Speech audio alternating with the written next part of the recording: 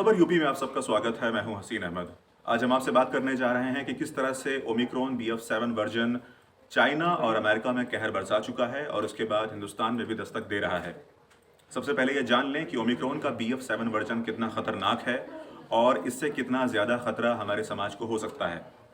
आपको बताते चलें कि समय के साथ कोरोना का कोई भी वायरस अपने अंदर म्यूटेशंस पैदा करता है, उसकी संरचना में बदलाव होता है, ये जेनेटिक तौर पर होता है और इसके बाद वो एक नया वेरिएंट बनकर उभरता है। अगर हम बात करें ओमिक्रॉन के BF7 वर्जन की, तो ये SARS-CoV-2 के BA5 वर्जन से निकल कर आया है। BA5 वर्जन से BA5 वेरिएंट से ये निकला और उसके बाद ये बना है BF7 ओमिक्रॉन के इसी वेरिएंट के खतरों के मद्देनजर उत्तर प्रदेश में माननीय मुख्यमंत्री श्री योगी आदित्यनाथ जी ने इसके ऊपर एक उच्च स्तरीय बैठक की और इस बैठक में उन्होंने टीम 9 के साथ मिलकर जो कैबिनेट बैठक थी उसमें तमाम तरह के विचार विमर्श किए गए और ये फैसले लिए गए कि राज्य को इस तरह की किसी गंभीर चुनौती से किस तरह से बचाया जा सके। तो हमारे पास वहां से कुछ दिशा निर्देश हैं जो हमको मिले हैं। हम आपको बताते चलें कि वो कौन से दिशा निर्देश हैं जिनका पालन करने से हम इस महामारी से बच सकते हैं और अपने परिवार को भी बचा सकते हैं। सबसे पहले इस पूरे जो हमारी कैबिनेट मीटिंग थी, उच्च स्तरीय बैठक थी, इसमें ये बात सामने निकल कर आ रही है कि किसी भी सार्वजनिक स्थान पे जाने से बचें और अगर आपको सार्वजनिक स्थान पर ट्रैवल करना है, यात्रा करनी है, आपको वहां जाना बहुत ज़रूरी है, तो ऐसी स्थिति में आपको फेस मास्क का इस्तेमाल करना पड़ेगा क्योंकि फेस मास्क ही एक ऐसा विकल्प है जो आपको बड़ी ही आसानी के साथ, बड़ी ही सुलभता के साथ इस गंभीर चुनौती से लड़ने में मदद करता है। उसके बाद आपको बताते चलें कि ये नए BF वेरिएंट 7 के लिए इस पर नज़र रखने की बात की गई है। अगर किसी मरीज को BF7 वेरिएंट से वो ग्रसित है तो उसकी जीनोम सीक्वेंसिंग की बात की गई है ताकि हमें ये पता चल सके कि ये वायरस उसके बॉडी में कब से है, उसके शरीर में कितना ज़्यादा देर तक ये हावी हो चुका है। इन तमाम बातों को मद्देनज़र रखते हुए इसकी जीनोम सीक्वेंसिंग की बात की गई है। वहीं आपको ये भी बताते चलें कि योगी आदित्यनाथ ने कोविड टेस्टिंग और प्रिकॉशन डोज बढ़ाने की बात की है। आपके पास चीज़ें पर्याप्त मात्रा में होनी चाहिए। आप अगर टेस्टिंग करना चाहते हैं, आपको अगर रैंडम टेस्टिंग करनी है रेलवे स्टेशंस पे, एयरपोर्ट्स पे, और आपको जांचना है कि कौन ऐसा व्यक्ति है जो कि इस वायरस से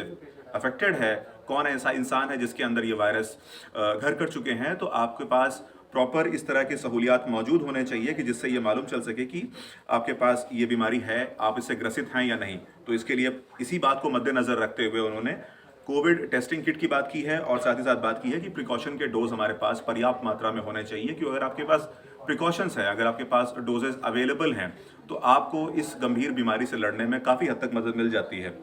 इसके साथ ही साथ उन्होंने सावधानी और सतर्कता बनाए रखने के लिए बात की। उन्होंने कहा कि जनता के बीच में अगर आप एक तरीके का संवाद कायम करेंगे, उनको जागरूक करेंगे इस बीमारी के खिलाफ, तो ये सबसे बड़ी पहल होगी, ये सबसे कामयाब तरीका है इस बीमारी से लड़ने के लिए।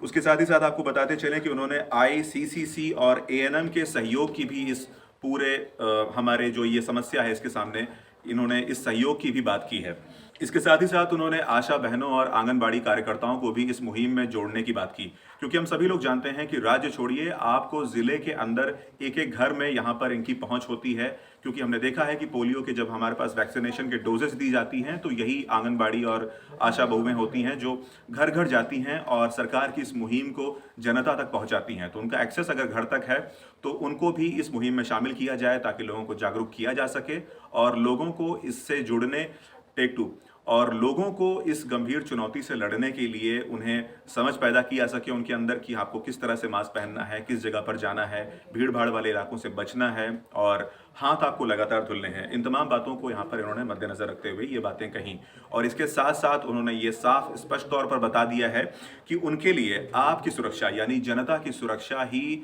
सबसे बड़ा, उनकी शीर्ष प्राथमिकता केवल इसी बात को लेकर है कि जनता को कैसे सुरक्षित रखा जा सके।